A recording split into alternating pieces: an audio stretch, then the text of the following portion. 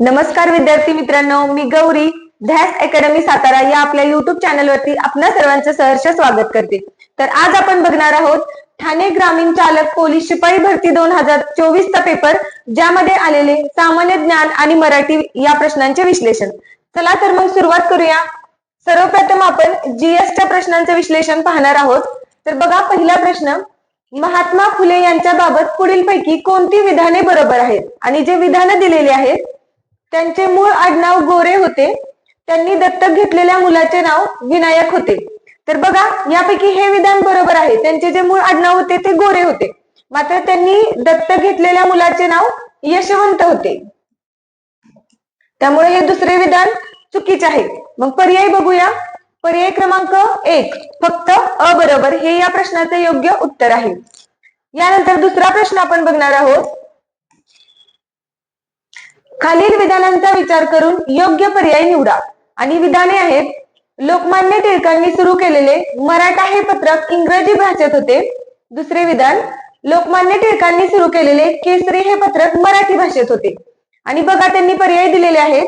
पहिला फक्त अ बरोबर, दुसरा फक्त 2 बरोबर, तिसरा दोन्ही बरोबर आणि चौथा आहे दोन्ही चूक।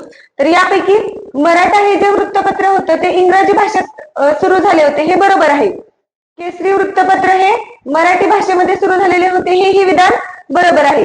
त्यामुळे दोन्ही विधाने बरोबर आहेत, म्हणून या प्रश्नाचे योग्य उत्तर आहे पर्याय क्रमांक 3 दोन्ही बरोबर। पुढचा प्रश्न बघूया। भारतीय अस्पृश्यतेचा प्रश्न हे पुस्तक कोणी लिहिले? आणि पर्याय बघा, बाबासाहेब आंबेडकर, महात्मा गांधी, वीरा शिंदे आणि यापैकी नाही।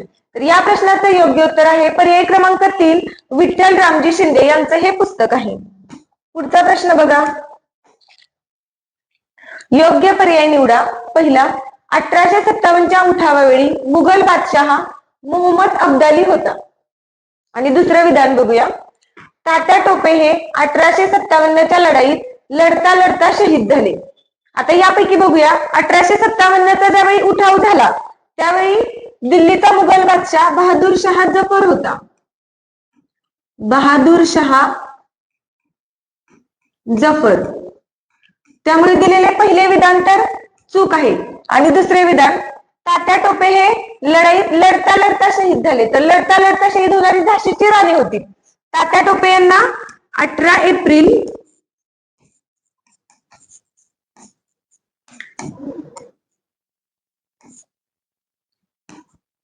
1858 ला शिप्री या ठिकाणी फाशी दिले होते। मग बघा, दोन्ही विधान चुकीचे आहेत। मग यापैकी दिलेले जे पर्याय आहेत, 1 बरोबर, 2 बरोबर, दोन्ही बरोबर, तर पर्याय क्रमांक 4 दोन्ही चूक हे या प्रश्नाचे योग्य उत्तर आहे। त्यानंतर पुढचा प्रश्न बघूया। 1942च्या भारत छोडो आंदोलनावेळी भारताचे व्हाईसरॉय कोण होते? आणि पर्याय दिलेले आहेत, Lord Wavell, Lord Linlithgow, Lord Ripon आणि लॉर्ड माउंटबॅटन। तर बघा, ज्यावेळी देशाला स्वातंत्र्य मिळाले तर त्या दरम्यान हे लॉर्ड माउंटबॅटन होते आणि लॉर्ड रिपन तर 1882च्या दरम्यान होता। त्यामुळे या प्रश्नाचे योग्य उत्तर आहे पर्याय क्रमांक 2 लॉर्ड लिनलिथगो। पुढचा प्रश्न बघूया। नदी आणि त्यांचं उगमस्थान दिलेलं आहे। आता बघा, सर्वप्रथम नर्मदा नदी दिलेली आहे आणि नर्मदा नदीचा उगम अमरकंटक या ठिकाणी होतो। कृष्णा नदीचा उगम महाबळेश्वर सातारा, कावेरी नदीचा उगम ब्रह्मगिरी पर्वतात आणि लुनी नदी ही राजस्थान मध्ये वाहणारी बघा एकमेव अंतर्वाही नदी आहे, तर तिचा उगम अरवली पर्वतामध्ये होतो। तर आता दिलेल्या पर्यायांच्या मध्ये बघा, ब अ क ड, ब अ क आणि ड, पर्याय क्रमांक 3 हे या प्रश्नाचे योग्य उत्तर आहे। पुढचा प्रश्न बघा, भारतातील मान्सून बाबत 3 विधाने दिलेली आहेत आणि यापैकी योग्य विधान विचारलेलं आहे। पहिले विधान बघा, भारतात नैऋत्य मान्सून वाऱ्यामुळे पाऊस पडतो, तर हे बरोबर आहे। दुसरं, अल निनोचा भारतातील मान्सूनवरती परिणाम होत नाही, तर हे चुकीचं आहे। बघा, अल निनो आणि ला निनो यांचा भारतीय पर्जन्यावरती परिणाम होतो। त्यानंतर पुढचं बघूया, अल निनो पूर्व प्रशांत महासागरात थंड पाणी साचल्याने तयार होते, तर बघा हे प्रशांत महासागरात तयार होणारे प्रवाह आहेत हे बरोबर आहे. मात्र हे उष्ण पाणी किंवा गरम पाण्याचे प्रवाह आहेत. गरम पाणी साचल्यामुळे हे प्रवाह तयार होतात.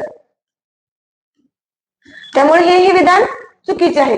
मग पर्यायांच्यामध्ये फक्त एक बरोबर, पर्याय क्रमांक 2. पुढचा प्रश्न बघूया. एका बाजूला खाणी दिलेले आहेत आणि दुसऱ्या बाजूला ती खाण कोणत्या राज्यात आहे ते विचारलेलं आहे. तर बघूया. सर्वप्रथम कुद्रेमुखची जी खाण आहे ती कर्नाटक मध्ये आहे. जादूगोडाची ही जी युरेनियमची खाण आहे ती झारखंड राज्यात आहे. सुंदरमडची खाण पश्चिम बंगालमध्ये आणि वीरभूम ओरिसामध्ये. मग त्यानुसार बघा आपल्याला पर्याय क्रमांक 4 अ, ब, क आणि ड या ठिकाणी दिसतोय. त्यामुळे या प्रश्नाचे योग्य उत्तर आहे पर्याय क्रमांक 4.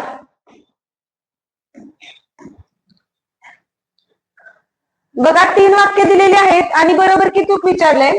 पहिला आहे नागार्जुन सागर जलविद्युत प्रकल्प कावेरी नदीवर आहे.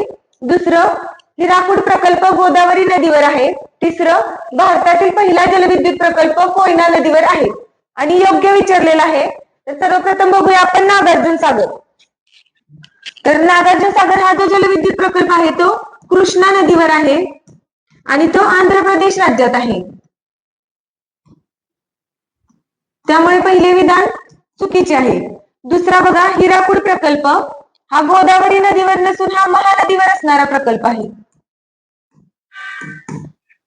त्यानंतर भारतातील पहिला जलविद्युत प्रकल्प कोयना नदीवर, तर ते चुकीचं आहे. तर भारतातला जो पहिला जलविद्युत प्रकल्प आहे तो सिद्रापूंग आहे. सिद्रापूंग जलविद्युत प्रकल्प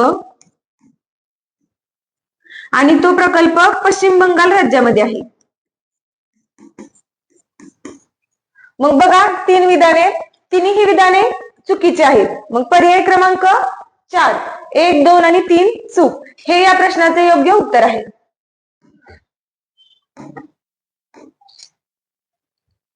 कांडला बंदर हे भारतातील सर्वात खोल बंदर आहे आणि दुसरे विधान चेन्नई बंदर हे कृत्रिम बंदर आहे. तर बघा हे जे कांडला बंदर आहे ते खोल बंदर नसून भारतातले जे सर्वात खोल बंदर आहे ते विशाखापट्टणम बंदर आहे. विशाखापट्टणम हे आंध्र प्रदेश राज्यामधलं बंदर आहे जे भारतातील सर्वात खोल बंदर आहे. त्यामुळे हे विधान चुकीचं आहे. आणि चेन्नई बंदर कृत्रिम बंदर आहे हे विधान बरोबर आहे. मग फक्त विधान 2 बरोबर असं आपल्याला पर्याय क्रमांक 2 मध्ये दिसते. त्यामुळे पर्याय क्रमांक 2 हे या प्रश्नाचे योग्य उत्तर आहे. भारतीय संविधान हे संविधान सभेने 26 जानेवारी 1949 रोजी स्वीकृत केले. आणि दुसरे विधान आहे भारतीय संविधान 26 जानेवारी 1953 पासून अंमलात आले.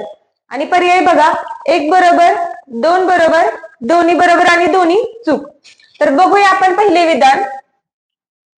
संविधान सभेने जे संविधान स्वीकृत केलेली दिनांक होती ती बघा 26 नोव्हेंबर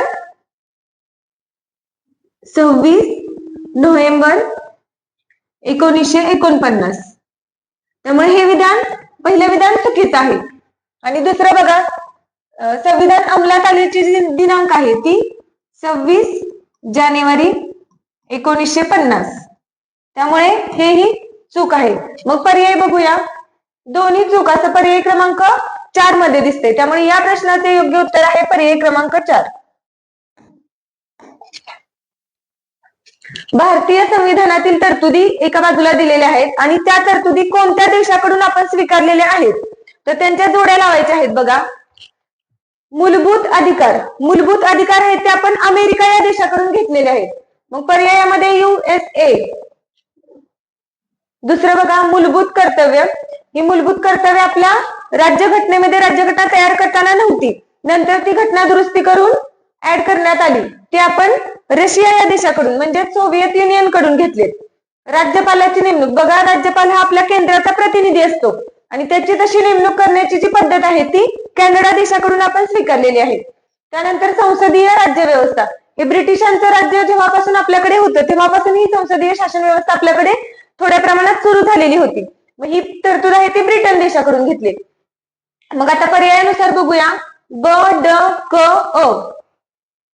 ब, ड, क आणि अ. पर्याय क्रमांक 2 हे या प्रश्नाचे योग्य उत्तर आहे.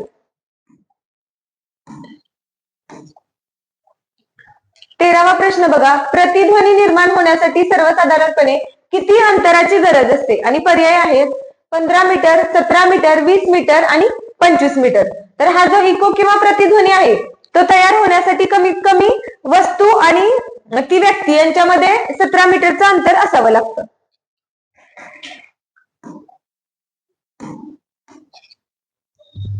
आता बघा 2 विधाने दिलेली आहेत.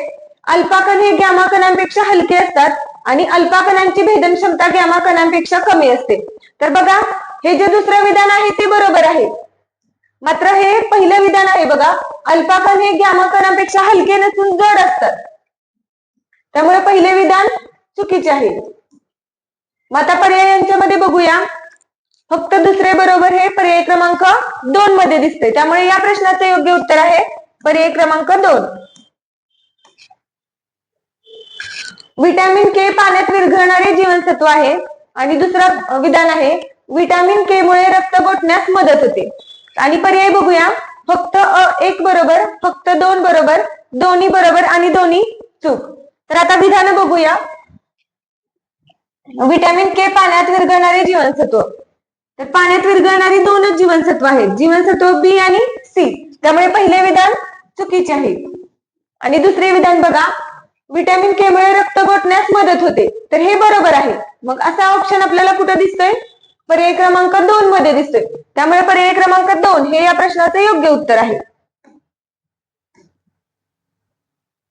बँकिंग नियमन कायदा 1949 साली अंमलात आला. दुसरे विधान आहे भारतीय रिझर्व्ह बँकेची स्थापना 1 एप्रिल 1934 रोजी झाली. तर बघा पहिले जे विधान आहे बँकिंग नियमन कायदा 1949 साली अंमलात आला, हे बरोबर आहे. आणि रिझर्व्ह बँकेची जी स्थापना आहे ती 1 एप्रिल 1934 नसून 1935 ला झाली होती, त्यामुळे दुसरे विधान चुकीचे आहे. मग पर्याय क्रमांक बघा कुठे दिसते? पर्याय क्रमांक 1 मध्ये फक्त 1 बरोबर हे या प्रश्नाचे योग्य उत्तर आहे.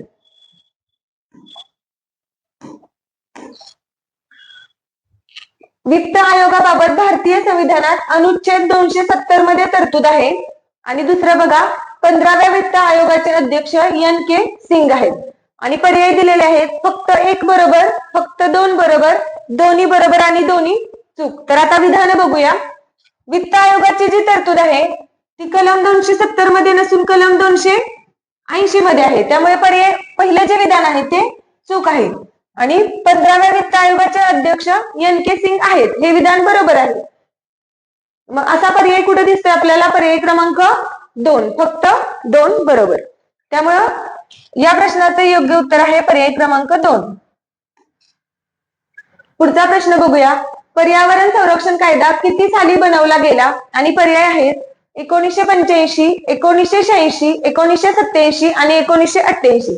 तर हा जो कायदा आहे तो 1986 ला बनवण्यात आला होता, त्यामुळे पर्याय क्रमांक 2 हे या प्रश्नाचे योग्य उत्तर आहे.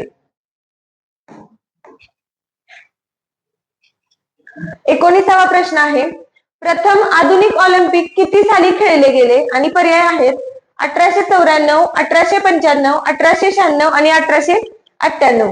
तर आधुनिक ऑलिम्पिक सर्वप्रथम 1896 ला खेळले गेले होते, त्यामुळे पर्याय क्रमांक 3 हे या प्रश्नाचे योग्य उत्तर आहे. यानंतर बघा एका बाजूला आपल्याला कणांचा शोध कुणी लावलेला आहे ते दिलेला आहे आणि एका बाजूला कण दिलेले आहेत. तर आणि जोड्या लावा असा हा प्रश्न आहे. सर्वप्रथम इलेक्ट्रॉन, न्यूट्रॉन आणि केंद्रक दिलेला आहे. थॉम्सन, चॅडविक आणि रदरफोर्ड दिलेले आहेत. तर बघूया. इलेक्ट्रॉनचा शोध थॉम्सनने लावला, न्यूट्रॉनचा चॅडविकने आणि अणूच्या केंद्रकाचा जो शोध आहे तो रदरफोर्डने लावला. मग पर्यायांचे बघा, पर्यायांच्यामध्ये अ, ब, क असं पर्याय क्रमांक 1 मध्ये दिसते, त्यामुळे पर्याय क्रमांक 1 हे या प्रश्नाचे योग्य उत्तर आहे. यानंतर बघा याच पेपरमध्ये आलेले मराठीचे आपण प्रश्न बघणार आहोत. मराठीचा प्रश्न आहे मराठी भाषेत किती महाप्राण वर्ण आहेत? आणि पर्याय आहेत 12, 14, 16 आणि 10. तर या प्रश्नाचं योग्य उत्तर आहे पर्याय क्रमांक 2.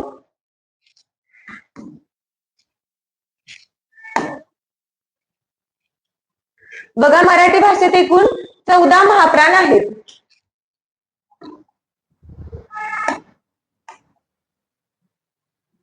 बघा दुसरा प्रश्न मराठीचा, योग्य पर्याय निवडा. पहिलं विधान आहे, दोन सजातीय स्वर एकत्र येऊन एक संयुक्त स्वर निर्माण होतो. दुसरे, एकच व्यंजन दोन वेळा जोडले की त्यास द्वित म्हणतात. आणि पर्याय आहेत बघा, फक्त अ बरोबर, फक्त ब बरोबर, दोन्ही बरोबर आणि दोन्ही चूक. तर आता विधान बघूया आपण. दोन सजातीय स्वर एकत्र येऊन संयुक्त स्वर तयार होतो. तर दोन विजातीय स्वर एकत्र आल्यानंतर संयुक्त स्वर तयार होतो. त्यामुळे पहिले विधान चुकीचे आहे. दुसरे विधान, एकच व्यंजन दोन वेळा जोडले की त्यास द्वित्व म्हणतात. तर हे बरोबर आहे. मग आपल्याला बघा फक्त विधान दुसरे बरोबर पर्याय क्रमांक बी मध्ये दिसते. त्यामुळं दुसरा पर्याय हे या प्रश्नाचं योग्य उत्तर आहे.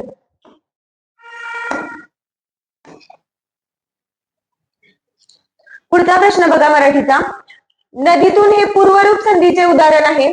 खिडकीत हे पररूप संधीचे उदाहरण आहे. आणि पर्याय दिलेले आहेत, फक्त एक बरोबर, फक्त दोन बरोबर, दोन्ही बरोबर आणि दोन्ही चूक. तर बघा हे जे संधीचे पूर्वरूप आणि पररूप संधी असे जे प्रकार आहेत ते कोणता स्वर राहतोय आणि कोणत्या स्वराचा लोप होतोय यावरून पडणारे प्रकार आहेत. आता नदीतूनचा जर आपण विग्रह केला तर तो नदी अधिक आतून असा होणार. त्यानंतर जर खिडकीत या शब्दाचा जर आपण विग्रह केला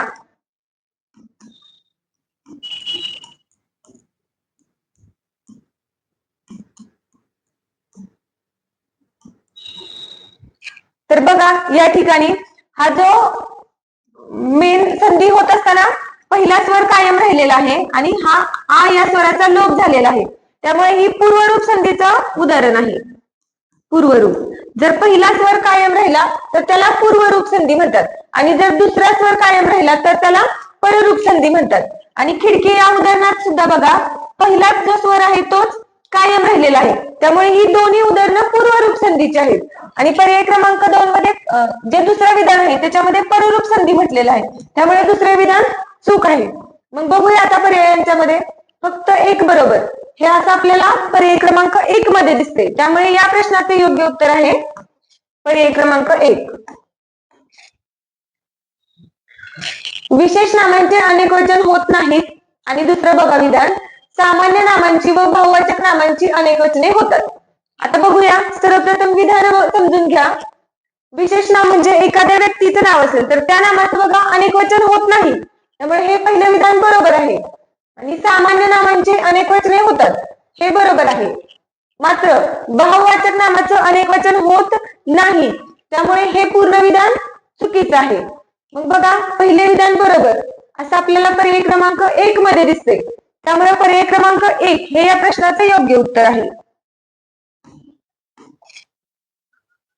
अपकर्षवाचक क्रियाविशेषण अव्यय कोणते? आणि पर्याय बघूया, कधीही, अवश्य, थोडासा आणि अधिक. तर या प्रश्नाचं जे योग्य उत्तर आहे ते आहे पर्याय क्रमांक 3 थोडासा. तर बघा हे जे अपकर्षवाचक क्रियाविशेषण अव्यय आहे त्यालाच अल्पत्वदर्शक असंही म्हणतात. अल्पत्वदर्शक क्रियाविशेषण अव्यय.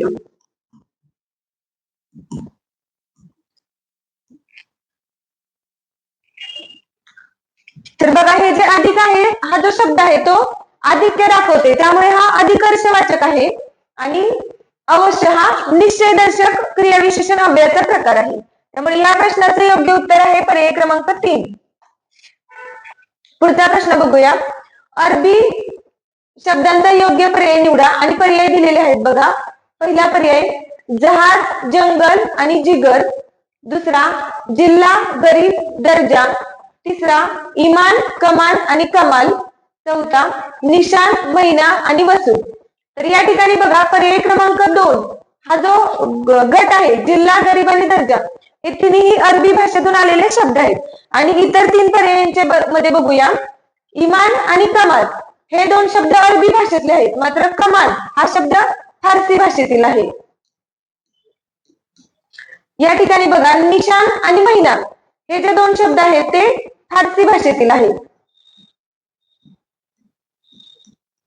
आणि या ठिकाणी जहाज हा शब्द फारसी भाषेतील आहे. त्यामुळे आपल्याला फक्त अरबी शब्दांचा ग्रुप ओळखायला सांगितले. मग त्यानुसार जिल्हा, गरीब आणि दर्जा हे पर्याय क्रमांक 2 हे या प्रश्नाचे योग्य उत्तर आहे. 27वा पुढचा प्रश्न बघूया. पुढील वाक्यातील विधेय पूरक कोणते? आणि वाक्य दिलेलं आहे पावसाळ्यात सगळीच झाडे हिरवी होतात. तर बघा व्याकरणाच्या भाषेमध्ये कर्त्याला आपण उद्देश म्हणतो. कर्ता, उद्देश आणि क्रियापदाला विधेय म्हणतो. आणि त्यांनी आपल्याला विधेय पूरक विचारलेलं आहे. त्यामुळे जे क्रियापदाबद्दल जे जास्तीची माहिती सांगत असेल त्याला आपण विधेय पूरक म्हणणार आहोत. मग बघा होतात हे क्रियापद आहे. मग क्रियापदाबद्दल जी एक्स्ट्रा माहिती कोण सांगते? हिरवी हा शब्द. त्यामुळे या प्रश्नाचे योग्य उत्तर आहे पर्याय क्रमांक 3.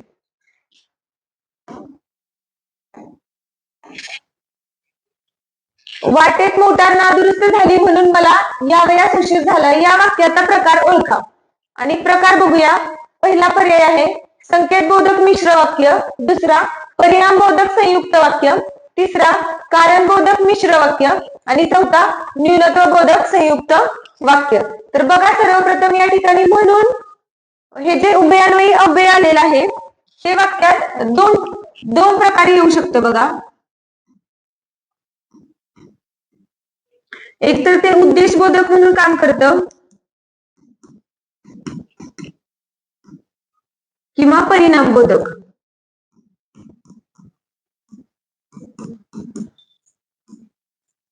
जर प्रथम वाक्य जे आहे ते त्या वाक्याचा शेवट वा वी वे म्हणजे जर पहिले वाक्य विधानार्थी असेल तर त्या ठिकाणी येणारे जे म्हणून आहे ते उद्देशबोधक उभयान्वयी अव्ययाचं काम करत असते आणि त्याने जोडलेले जे वाक्य असतं ते मिश्र वाक्य असतं. मात्र बघा या ठिकाणी पहिले वाक्य वाटेत मोटार नादुरुस्त झाली, या ठिकाणी वा वी वे नाही, हे विधानार्थी वाक्य नाही. मग हे जे म्हणून आहे ते परिणामबोधक उभयान्वयी अव्ययाचं काम करत आहे. मग परिणामबोधक फक्त एकाच ठिकाणी दिसते, पर्याय क्रमांक 2. त्यामुळे हे वाक्याचा प्रकार आहे संयुक्त वाक्य. पुढचा प्रश्न बघणार आहोत आपण मराठीचा. भुजंग प्रयात या वृत्तात किती अक्षरे आहेत व यती कोणत्या स्थानावर आहे? आणि पर्याय बघा 10 आणि 5व्या अक्षरावर, 12 6व्या अक्षरावर, 13 6व्या अक्षरावर आणि 12 5व्या अक्षरावर. तर पर्याय क्रमांक 2 बी. ह्या भुजंग प्रयात वृत्तामध्ये 12 अक्षरे असतात आणि त्यातील यती आहे तो 6व्या स्थानावरती असतो. पुढचा प्रश्न बघूया. मूळ अर्थाला बाधा न आणता दुसरा अर्थ व्यक्त करण्याची शब्दाची शक्ती म्हणजेच लक्षणा. आणि दुसरे विधान दिलेले आहे शब्दाच्या मूळ अर्थाला बाधा येत असेल तर त्याला जुळेल असा दुसरा अर्थ घ्यावा लागतो, त्या विभक्तीस व्यंजना म्हणतात. आता बघा या ठिकाणी 2 वाक्य दिलेली आहेत, शब्दशक्तीचे वाक्य आहेत बघा, आणि त्यांच्या ज्या व्याख्या दिलेल्या आहेत त्या उलट केलेल्या आहेत. म्हणजे मूळ अर्थाला बाधा न आणता जर दुसरा अर्थ व्यक्त करण्याची जी शब्दाची शक्ती आहे त्याला व्यंजना म्हणतात. त्यामुळे हे विधान चुकीचं आहे. तसेच शब्दाच्या मूळ अर्थाला बाधा येत असेल तर त्याला जुळेल असा दुसरा अर्थ घ्यावा लागतो, ही जी शब्दशक्ती आहे ती लक्षणा आहे. त्यामुळे दुसरे विधान सुद्धा चुकीचे आहे. मग पर्यायामध्ये बघा दोन्ही चूक असा पर्याय क्रमांक 4 मध्ये आपल्याला दिसते. त्यामुळे पर्याय क्रमांक 4 हे या प्रश्नाचे योग्य उत्तर आहे. तर बघा पुढचा मराठीचा प्रश्न आपण बघणार आहोत. शेवाले गुंतले तरी पंकज हे शोभते या वाक्यातील अधोरेखित शब्दाचा समास ओळखा. आणि पर्याय दिलेले आहेत. पहिला कर्मधारय समास, दुसरा तत्पुरुष समास, तिसरा अव्ययी भाव समास आणि चौथा पर्याय आहे द्विगु समास. तर या प्रश्नाचं जे योग्य उत्तर आहे ते आहे तत्पुरुष समास. तर बघा हे जी पंकज शब्द आहे त्याचा विग्रह होतो पंकात उमलणारे. पंकात उमलणारे आणि पंख या शब्दाचा अर्थ होतो चिखल, म्हणजे चिखलात उमलणारे कमळ. तर बघा ह्या समासाचा प्रकार आहे पर्याय क्रमांक 2 तत्पुरुष समास. यानंतर पुढचा प्रश्न आपण बघणार आहोत. खालीलपैकी तद्भव शब्दांची योग्य जोडी कोणती? आणि पर्याय आहेत पुत्र, पाय, दुसरा ओठ, घाम, तिसरा धर्म, पिता आणि चौथा आहे सत्कार आणि उत्सव. तर बघा, ओठ आणि घाम हे या प्रश्नाचं योग्य उत्तर आहे, कारण तद्भव शब्द संस्कृत मधून मराठी भाषेत आलेले शब्द असतात ज्यांच्यामध्ये थोडासा बदल झालेला असतो. मग बघा, संस्कृत मधला ओष्ठ शब्द त्याच्यापासून मराठीमध्ये ओठ हा शब्द तयार झाला आणि संस्कृत मधील घर्म या शब्दापासून मराठीमध्ये घाम हा शब्द तयार झाला. तसेच बघा, संस्कृत मधून जे ऍज इट इज मराठीमध्ये येतात त्यांना आपण तत्सम शब्द म्हणतो, मात्र ह्यांच्यामध्ये थोडासा बदल झालेला आहे, मग यांना आपण तद्भव शब्द म्हणतो. तसेच हा पाय हा जो शब्द आहे तो पाद या संस्कृत शब्दापासून तयार झालेला आहे, त्यामुळे तोही तद्भव शब्दच आहे. आपल्याला तद्भव शब्दांची जोडी विचारलेलं होतं, मग पर्याय क्रमांक 2 ओठ आणि घाम हे या प्रश्नाचं योग्य उत्तर आहे. यानंतर पुढचा प्रश्न बघूया. तक्षक या शब्दाचा समानार्थी शब्द ओळखा आणि दिलेले पर्याय आहेत उरग, सुगी, मैना आणि जलद. तर यापैकी उरग हा जो शब्द आहे तो तक्षक या शब्दाचा समानार्थी शब्द आहे, त्यामुळे या प्रश्नाचं उत्तर आहे पर्याय क्रमांक 1. ओनामा करणे म्हणजे काय आणि पर्याय आहेत बघूया. संगनमत करणे, फस्त करणे, आव आणणे आणि सुतोवाच करणे. तर हा जो वाक्यप्रचार आहे त्याचा अर्थ होतो सुतोवाच करणे, त्यामुळे पर्याय क्रमांक 4 हे या प्रश्नाचं योग्य उत्तर आहे. पुढचा पर्याय बघूया. गळा मोकळा करणे या वाक्यप्रचाराचा अर्थ काय आणि दिलेले पर्याय आहेत बघा. गाणे गायणे, मुखशुद्धी करणे, पेचात अडकवणे आणि संकटातून सुटका करणे. तर या प्रश्नाचं योग्य उत्तर आहे बघा पर्याय क्रमांक 4 संकटातून सुटका करणे. त्यानंतर पुढचा प्रश्न आपण बघणार आहोत. शुद्ध शब्द ओळखायला सांगितलेला आहे. औचित्य हा शब्द दिलेला आहे आणि तो शुद्ध कशा प्रकारे लिहितात तर बघूया. औचित्य हे चुकीचं आहे, औचित असं नाहीच आहे आणि इथं डबलचं, त्यामुळे हेही चुकीचं आहे. मग पर्याय क्रमांक 4 औचित्य हे या प्रश्नाचं योग्य उत्तर आहे. पुढचा प्रश्न बघूया. अलंकार ओळखायला सांगितलेला आहे आणि वाक्य आहे बघा दिलेलं. होती वदन चंद्राच्या दर्शनाचीच आसती, अर्धचंद्रच तुद्यावा कृपा याहून कोणती. आणि पर्याय बघा व्याजोक्ती, चेतन गुणोक्ती, अन्योक्ती आणि व्याजस्तुती अलंकार. तर हे जे दिलेलं उदाहरण आहे ते बघा व्याजस्तुती या अलंकारामधील उदाहरण आहे, त्यामुळे पर्याय क्रमांक 4 हे या प्रश्नाचं योग्य उत्तर आहे. आणि अन्योक्ती अलंकारामध्ये आपण पाहिलेलं आहे, जर एकाला उद्देशून बोललेलं असेल मात्र ते दुसराच काहीतरी त्याचा उद्देश असेल तर त्या ठिकाणी अन्योक्ती अलंकार होतो. तसेच जर एखादी निर्जीव वस्तू सजीव मानून जर त्या व्यक्तीचं वर्णन केलेलं असेल तर त्या ठिकाणी चेतना गुणोक्ती हा अलंकार होतो. त्यामुळे या प्रश्नाचं योग्य उत्तर आहे पर्याय क्रमांक 4. पुन्हा शुद्ध शब्द विचारलेला आहे बघा. शुश्रूषा असा हा शब्द आहे, त्यानुसार बघा या ठिकाणी सु आल्यामुळे हे चुकीचं आहे.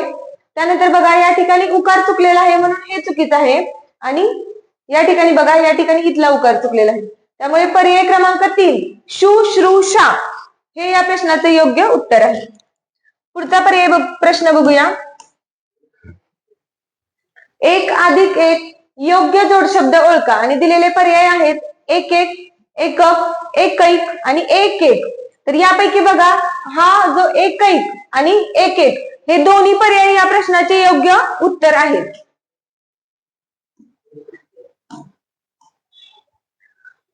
त्यानंतर बघा शेवटचा मराठीचा विचारलेला प्रश्न आहे. मराठी भाषेत मृदू वर्ण किती आहेत आणि दिलेले पर्याय आहेत 13, 21, 37 आणि 14. तर यापैकी बघा 37 हे या प्रश्नाचं योग्य उत्तर आहे, कारण मराठी भाषेमध्ये 37 मृदू वर्ण आहेत. तर बघा अशा प्रकारे आज आपण हा जो ठाणे ग्रामीण चालक शिपाई भरतीचा पेपर होता त्यामधील मराठी आणि जीएसटी प्रश्न पाहिलेले आहेत. जर अशाच प्रकारे तुम्हाला इतर जिल्ह्यांचे विश्लेषण पाहायचे असेल तर आमच्या टेलिग्राम चॅनल आणि युट्यूब चॅनलला नक्की सबस्क्राईब करा. थँक्यू.